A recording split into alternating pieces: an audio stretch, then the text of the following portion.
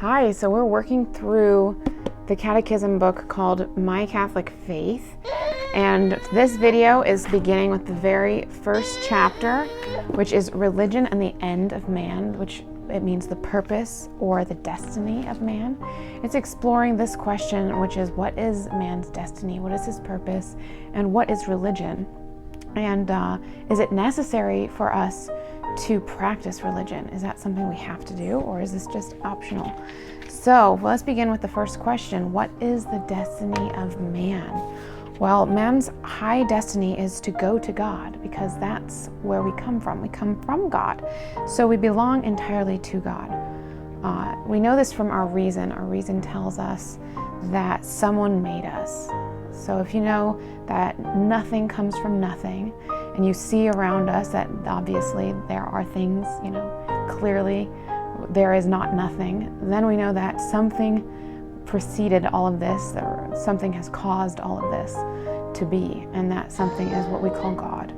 And He made us and not we ourselves. All things have been created through and unto Him. That's Colossians 1:16, right? And He made us and not we ourselves. That's Psalm 99:3.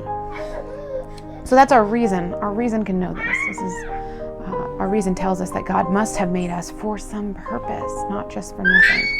And we know that God made us to know Him, to love Him, and to serve Him. Those three things. Our purpose in this life is to know God, to love God, and to serve God in this world, so that we may be happy with Him forever in the next.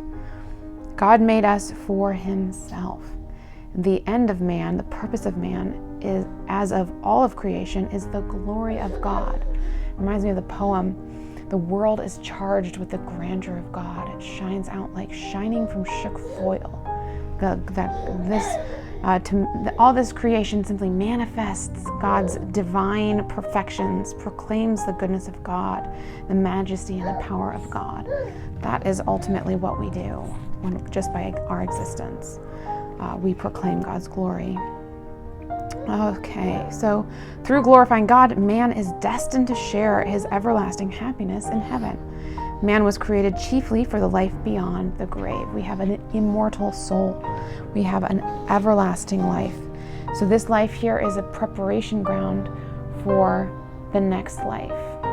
So that answers the question of what is the destiny of man? What is the end of man? What is our purpose? Now, what's going on? The baby is trying to get the podium, or the podium. What is this thing called? She's trying to play with all the cords down here. Okay. So what is religion then? Religion is, nowadays no one wants to appear to be religious. They all say, oh, I'm spiritual. I'm not religious. I'm spiritual. What does that mean, Well, religion has to do with not just knowledge, knowing your creeds, knowing your belief systems, but it has to do with practice, what prayers you pray, what traditions you hold and you carry out, okay? So it's not simply what you believe, it's also the actions that you carry out as a group, as a people, as a culture. All right, so next, what is religion? Religion is the virtue by which we give to God the honor and service due to Him alone as our Creator, Master, and Supreme Lord. See, everyone out a lot. Nowadays, people often ask, what does religion do for you? Like, what does it give to me? What do I get out of it? Religion, strictly speaking, has always been other focused. It's been God focused. What do I give to God? What are my duties to my Creator, to my God? And that's how traditionally the Catholic Church has taught about our duties due to God. So this is what religion is. Religion is not something that you get stuff out of or get some good feelings from. It's what you do to give to God what is due to Him. So it is not only, in order to practice this virtue, we must believe all the truths revealed by God, And we also must carry out in our lives what we learn about the duties we owe to God, about His command and His wishes, what He wishes for us. Mere knowledge is not religion and will avail us nothing. It's not enough just to know it, although that is a part of it. Obviously, you have to know before you can take action and carry it out. Like it says, the devil has knowledge of God, but he has no religion. He has no practice of serving God. And as we know, we're called to know, love, and serve God. And the devil says, no, non serviam, he will not serve. So that is obviously the biggest part of religion, is how we serve our God. Religion is not a matter of feeling, it is a matter of will and of action. How we order our lives towards our Creator. Okay. So is it necessary for us to practice religion? Do we have to do it? Is this a necessity? It is absolutely necessary for us. We're going to have clouds that are very loud. Are we going to have rain clouds? Okay, so it is absolutely necessary for us to practice religion. God gives us no choice in the matter. Our chief business in life, the business which God commands us to attend to, is to go to God. And this depends on our practice of religion. This is for our own good.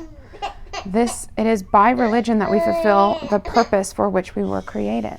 Is it necessary for us to practice religion? It is. It is absolutely necessary for us to practice religion. God gives us no choice in the matter. Our chief business in life, our chief business, the primary thing we are working for in this life, is to attend to what allows us to go to God, gets us to God. This depends on our practice of religion. By believing what God has revealed, we know God. By knowing God, we cannot help but love Him. And by practicing what we learn and obeying God's commands, we serve Him. He who has my commandments and keeps them, he it is who loves me. John 14:21.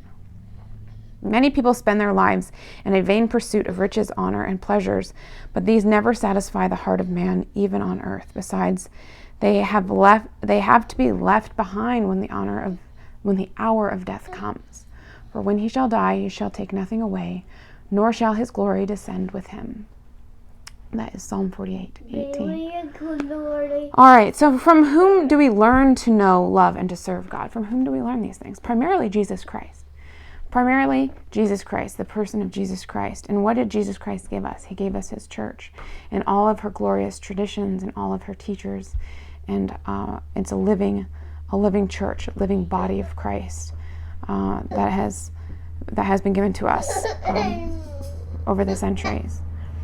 So the study in which Jesus Christ teaches us about God and how to know, love, and serve Him is the study of religion. It is the most important study anyone can undertake, and the neglect of this study is the root cause of crime. According to this, the root cause of crime in the world today at present is the lack of studying Jesus Christ. Amen to that. Without a knowledge of God, men give way to their basest passions. Our salvation is much more important than a knowledge of physics, poetry, or history. All our science and knowledge, with all our wealth and honors, will be profitless if we do not save our soul. What does it profit a man if he gain the whole world but suffer the loss of his own soul? Matthew 16:26. Okay. So how do we study this? Like this, right here. You need a teacher. You need someone. You need a person to help you along the way, which is why I'm doing my best here to help open this book up for you. Definitely purchase one of these yourself and read it if you're really good at self-learning. If not, you can follow these. Yeah, I see it. Don't lift it up, please. Yeah, I see that.